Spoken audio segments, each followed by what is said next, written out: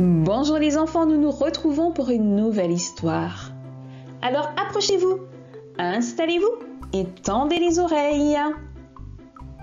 L'histoire s'intitule « La brebis retrouvée ». Dans le grand jardin de Papy et Mamie, nous retrouvons Taco et ses poulettes, le chien, les brebis et leurs petits agneaux. Oh, la lapine a eu 7 petits lapereaux, qu'ils sont mignons! Fifi, Riri et Loulou ne sont pas là aujourd'hui. Mais que se passe-t-il chez Papy et Mamie? Un jour, Papy et Mamie partirent faire des courses. Avant de partir, ils avaient pris soin de nourrir tous les animaux car ils savaient qu'ils rentreraient tard. Le lendemain, comme à l'accoutumée, Papy se réveilla aux aurores pour prendre soin des animaux. C'est alors que Mamie entendit « Viens vite, une brebis a disparu !» Il demanda alors à Mamie si elle l'avait déplacée avant de partir la veille. Elle répondit que non. Ils se demandèrent alors si elle s'était sauvée. Mais pourquoi aurait-elle fait cela en laissant derrière elle son petit agneau? Étonnamment, le pic autour duquel Papy avait noué la corde de la brebis n'avait pas été déplacé.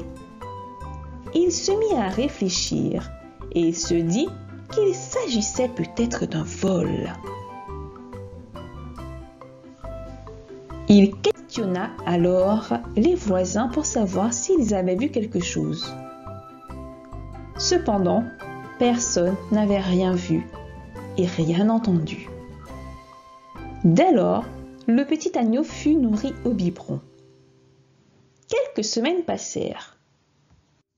Un jour, alors que Papy était tranquillement installé dans son jardin, un voisin vint le voir.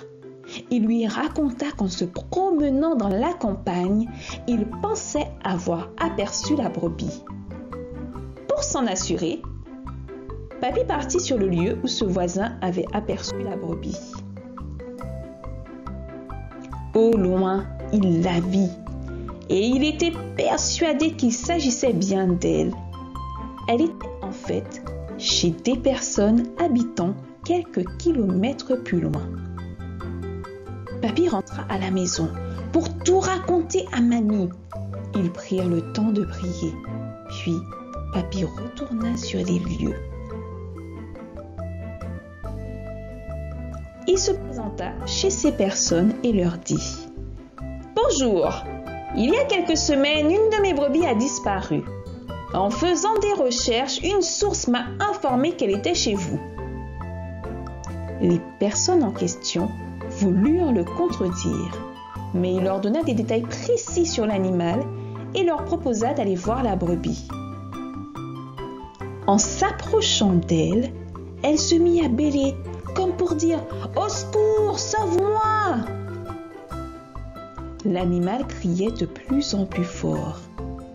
Et les personnes admirent, en effet, qu'ils avaient volé la brebis.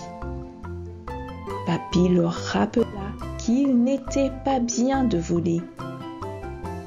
Ces personnes acquiescèrent et Papy put rentrer à la maison avec la brebis pour la plus grande joie de son petit agneau.